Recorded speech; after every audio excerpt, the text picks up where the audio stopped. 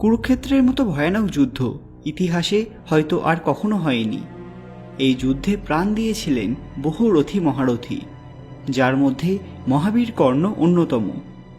কিন্তু পাণ্ডবরা জানতেন না যে কর্ণ তাদের বড় ভাই। কর্ণের মৃত্যুর সময়েও তাদের মনে কোনো রকম দুঃখ ছিল না। কিন্তু পরে যখন তারা সত্যিটা জানলেন, তখন ঘটে গেল এক বড় ঘটনা। শুধু তাই নয়, ভাইদের সঙ্গে দেখা করতে এসেছিল মৃত কর্ণের আত্মা।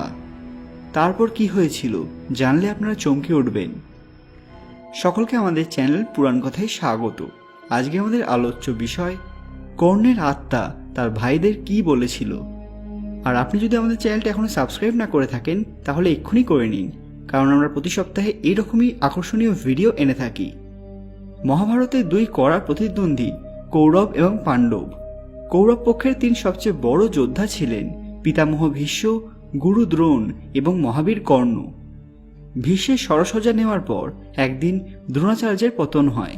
তখন কৌরব পক্ষের সেনাপতি হিসেবে নিযুক্ত হন কর্ণ। তার সবচেয়ে বড় প্রতিপক্ষ ছিলেন অর্জুন। এমনকি তিনি মাতা কুন্তিকে কথা দিয়েছিলেন যে অর্জুন ছাড়া তিনি আর কোনো ভাইকে হত্যা করবেন না, যে কারণে বাকি পাণ্ডবদের প্রাণ রক্ষা পায়। কিন্তু তারা এটাকে কর্ণের দুর্বলতা মনে করেন।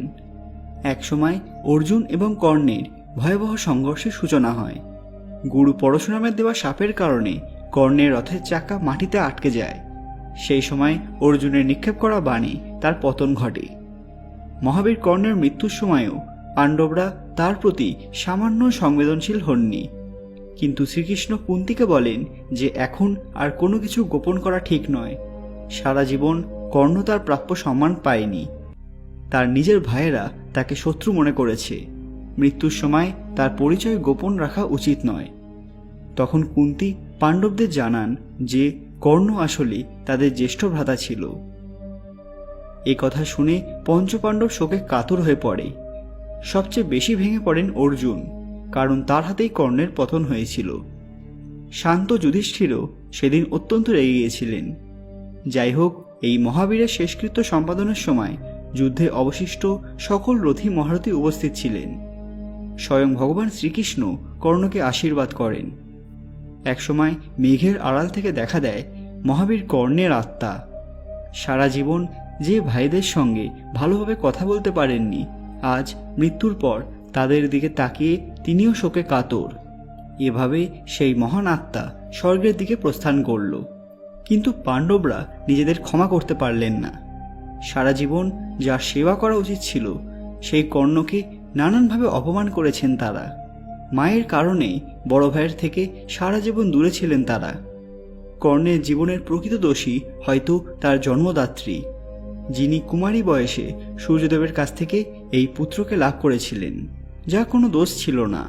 কিন্তু সমাজের ভয়ে তাকে পরিত্যাগ করা এক মহা পাপ ছিল, যা কর্ণের মতো এক বীর ক্ষত্রিয়কে বানিয়ে ফেলে এক শূদ্রপুত্র, যে সারা জীবন সমাজের কাছে অসম্মানিত হয়েছে। আসলে সবটাই নিয়তি। যেখানে স্বয়ং ভগবান শ্রীকৃষ্ণকে কষ্ট ভোগ করতে হয়েছে, সেখানে কর্ণ কিংবা পঞ্চপাণ্ডব অতি সামান্য। তো কেমন লাগলো আজকের ভিডিওটি? ভালো লাগলে লাইক এবং অবশ্যই সবার সাথে শেয়ার করতে ভুলবেন না। পরবর্তী ভিডিওতে আপনারা মহাভারতের কোন কাহিনী সম্পর্কে জানতে চান সেটা অবশ্যই কমেন্টে জানান। আরও এরকম অজানা তথ্য পেতে পুরাণ কথা অফিসিয়াল চ্যানেলটি মনে করে সাবস্ক্রাইব করে রাখুন। দেখা হচ্ছে পরবর্তী ভিডিওতে। ধন্যবাদ।